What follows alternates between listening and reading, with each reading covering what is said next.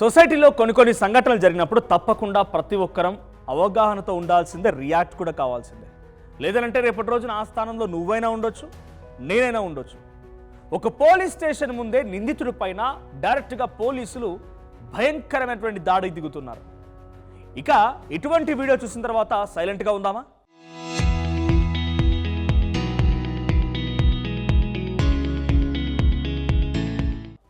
ఇప్పుడు మీరు చూడబోయేటువంటి ఈ వీడియో జస్ట్ ఒక ఇన్సిడెంట్ కాదు, ఇది చాలా డేంజరస్ సంఘటన. న్యాయానికి డేంజరే, మన రాజ్యాంగానికి కూడా డేంజరే. ఇంకా చెప్పాలంటే సామాన్య పౌరులైన మనందరికీ కూడా చాలా డేంజర్ అని చెప్పాలి. వెల్కమ్ టు ఆర్టీవీ, నేను మీ జర్నలిస్ట్ మనోజ్. ఇక్కడ మీరు చూస్తున్న ఈ వీడియోలో గమనించండి. ఈ వీడియో ఇది అనంతపురం జిల్లా, అంటే మన పక్క రాష్ట్రం ఆంధ్రప్రదేశ్లో జరిగిన సంఘటనే.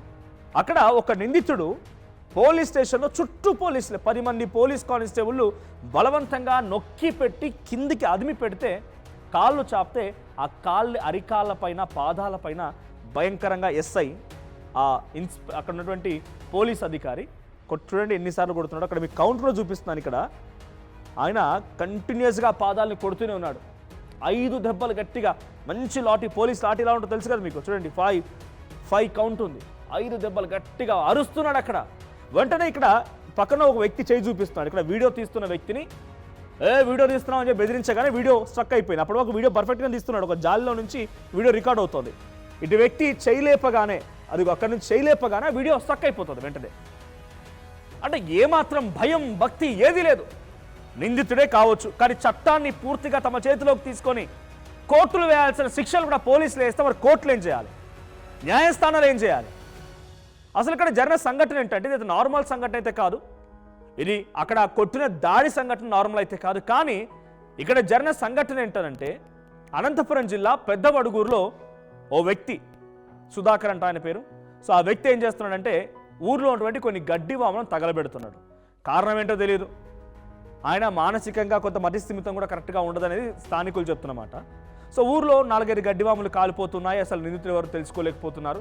వరుసగా ఇటువంటి గడ్డివాములు తగలబెట్టేటువంటి సంఘటన చూసిన పోలీసులు వెంటనే అక్కడ డ్రోన్ కెమెరా రంగంలోకి దించారు.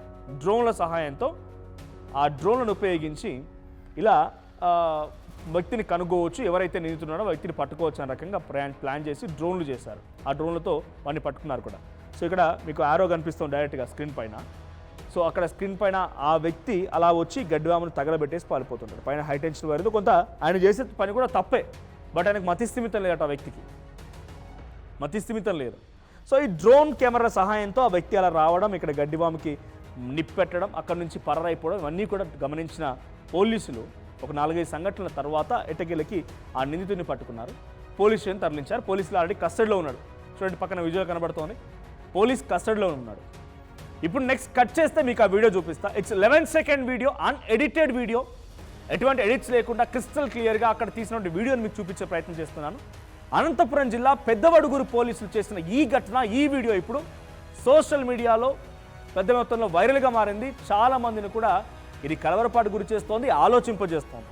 నేను మళ్ళీ చెప్తున్నాను, ఆ స్థానంలో రేపు నువ్వైనా ఉండొచ్చు, నేనైనా ఉండొచ్చు. ఆ స్థానం నేనైనా ఉండొచ్చు చెప్తున్నాను మళ్ళీ నేను. ఎందుకంటే పోలీసులు వాళ్ళు చట్టాన్ని కాపాడాలి, అక్యూజ్ ఎవరైనా తేల్చాలి, ఆ తర్వాత వాళ్ళని కోర్టులో ప్రొడ్యూస్ చేయడం వరకు మాత్రం వాళ్ళ డ్యూటీ. ఇలా కాకుండా పోలీస్ స్టేషన్ బయటికి తీసుకొచ్చి ఇదేదో పోలీసులు కొట్టారు కదా అంటే ఏదో 4 గోడల మధ్యలోనో చీకట్లోనో రహస్యంగా వారిని కొట్టారనో 3rd డిగ్రీ అని మనం చెప్పలేం. బయటికి తీసుకొచ్చి ఎంత బహిరంగంగా 10 మంది ఆ నిందితుడిని అదిమి కింద కూర్చోబెట్టి కాళ్ళు చాపి పాదాలపై కొడుతూ ఉన్నారు. ఆ దెబ్బలకి విలవిల్లాడిపోతున్న నిందితుడు. సో 4 మధ్యలో అందరూ చూస్తుండగానే రోడ్డు మీద ఈ రకంగా ఓ సబ్ ఇన్స్పెక్టర్ దాడి చేయడం చాలా అత్యంత భయంకరంగా ఉంది. పోలీస్ స్టేషన్ బయటే ఇలా ఉంటే లోపల ఇంకెలా ఉంటుంది అనుమానాన్ని అందరికి కూడా కలిగిస్తోంది. ఇక్కడ ఒక బేసిక్ క్వశ్చన్ ఏంటంటే పోలీసులే శిక్షలు వేస్తే కోర్టులు ఎందుకు, చట్టాలు ఎందుకు అని అనుమానం మీకు కూడా కలుగుతోంది కదా. అసలు జడ్జిలు ఎందుకు, అసలు ఇక్కడ ఒక న్యాయస్థానం అనేది ఏదైనా అవసరం ఉందా లేదా? సో ఒకసారి మీ వీడియోని కంటిన్యూస్గా చూస్తూనే ఉన్నారు. సో ఒక విషయం క్లియర్గా అర్థం చేసుకోవాలి. ఇక్కడ మన రాజ్యాంగం ప్రకారంగా, చట్టాల ప్రకారంగా ఎవరికైనా శిక్ష వేసే అధికారం కేవలం కోర్టులకు మాత్రమే ఉంది. అది పోలీసులు డైరెక్ట్గా శిక్షలు వేయడానికి అర్హత లేదు. పోలీసుల పని ఏంటంటే మరి అరెస్ట్ చేయడం, కేసు ఇన్వెస్టిగేట్ చేయడం, లా అండ్ ఆర్డర్ని కాపాడడం. సో చేతులు ఎత్తడానికి, టార్చర్ చేయడానికి, శిక్షణ అమలు చేయడానికి వారికి ఎటువంటి అధికారం కూడా లేదు. ఎప్పుడైతే వాళ్ళు చట్టాన్ని చేతిలోకి తీసుకుంటారో వాళ్ళు కూడా చట్టాన్ని అధిగమించినట్టే. చట్టాన్ని కాపాడే వాళ్ళు కాదు, వాళ్ళు చట్టాన్ని ఉల్లంఘించే వాళ్ళు అవుతారు. ఇది నేను చెప్తున్న మాటగా డైరెక్ట్గా సుప్రీంకోర్టే గతంలో చాలాసార్లు చెప్పింది. కస్టోడియల్ వాయిలెన్స్ అనేది జస్ట్ తప్పు మాత్రమే కాదు, ఇది ఒక క్రిమినల్ అఫెన్స్ కూడా. ఇది క్రమశిక్షణ కాదు, అబ్యూజ్ ఆఫ్ పవర్ కూడా. అధికారం ఉన్నవాళ్ళు అది కూడా యూనిఫామ్లో ఉండి ఇలా ప్రవర్తించడం చాలా డేంజర్. అవును, కొన్ని సందర్భాల్లో పోలీసులు కూడా బలాన్ని వాడాల్సిందే. ఎప్పుడు? వాళ్ళని వాళ్ళు రక్షించుకోవడానికి, లేదా పరిస్థితి అదుపు తప్పినప్పుడు అక్కడ సిచ్యువేషన్ని కంట్రోల్లోకి తీసుకోవడం కోసం మాత్రమే అప్పుడప్పుడు వాళ్ళ బలాన్ని వాడాల్సి ఉంటుంది. కానీ ఇక్కడ నిందితుడి పైన వాళ్ళు వాడే బలం ఏదైతే ఉందో ఇది కూడా క్రిమినల్ అఫెన్స్ కిందికి వస్తుంది. ప్రస్తుతానికి అనంతపురం ఎస్పీ ఈ సంబంధిత ఎస్ఐ పైన చర్యలకు ఉపక్రమించినట్టు తెలుస్తుంది. చర్యలకు ఆదేశించారంట. సో ఎలాంటి విచారణ లేకుండా, చట్టంతో సంబంధం లేకుండా, కనీసం మానవత్వం కూడా లేకుండా ఇక్కడ అసలు కథ అద్దం పడుతుంది. ఏంటంటే డైరెక్ట్గా పోలీస్ స్టేషన్ బయట 10 మంది ఆ వ్యక్తిని కిందికి అదిమి పెట్టి కూర్చోబెట్టి కొట్టడమే.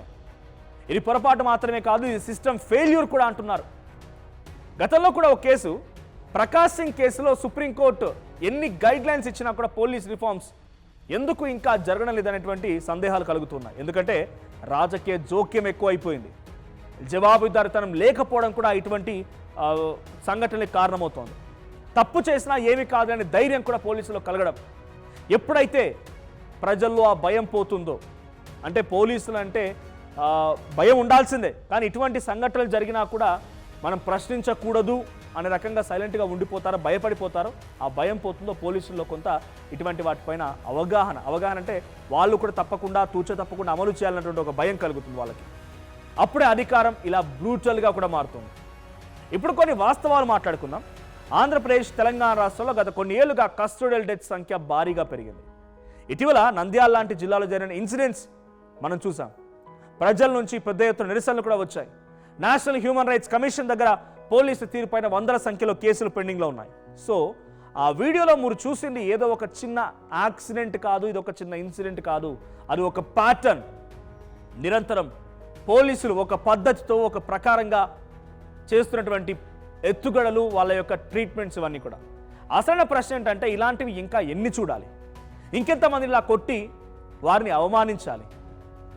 మనం ఎప్పుడు ప్రశ్నిస్తాం, ఎప్పుడు మనం ఒక బిగ్గెస్ట్ మార్పును కోరుకుంటాం. గుర్తుంచుకోండి, ఇవాళ ఎవరో గుర్తిరని వ్యక్తిని ఈ రకంగా చేసి ఉండొచ్చు, కానీ రేపు పొద్దున అది మనలో ఎవరో ఒకరు అయి ఉండొచ్చు. ఈ వీడియో చూసి మీరు డిస్టర్బ్ అయ్యారా? అవ్వాలి కూడా, అది మంచిదే. కేవలం చూసి వదిలేయకండి, ప్రశ్నించండి.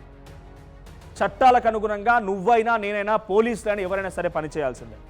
వాళ్ళకున్న అధికారాలను డెఫినెట్గా పోలీసులు మర్చిపోయినప్పుడు గుర్తు చేయాల్సిన బాధ్యత మీకు, మనందరికీ కూడా ఉంది. ఇక్కడ నిందిత చేసిన తప్పే కావచ్చు, ఆ వ్యక్తి చేసిన తప్పే కావచ్చు, కానీ ఎంత బహిరంగంగా పనిష్ చేయాల్సిన రైట్ పోలీసులకు కూడా లేదు. మన డెమోక్రసీలో పోలీసులు పాలకులు కాదు, ప్రజలకు సేవ చేసేటువంటి సేవకులు. ఆ విషయం వాళ్ళు మర్చిపోతే తప్పకుండా బళ్ళాగుది చెప్పొచ్చు, మనందరం గుర్తు చేయాల్సిన బాధ్యత ఉంది. సో ఈ వీడియో చూసిన తర్వాత మీకేమనిపించింది? ఈ ఇన్సిడెంట్ ఎంత భయంకరంగా ఉందో మీరు కూడా బాధపడి ఉంటారు కదా. ఇంత బహిరంగంగా ఓ వ్యక్తిని పోలీసులు బయటికి తీసుకొచ్చి ఎంతలా కొట్టడం చూసిన తర్వాత పోలీసులు అంటే భయమో భక్తో కలగడం కాదు, బాధేస్తోంది.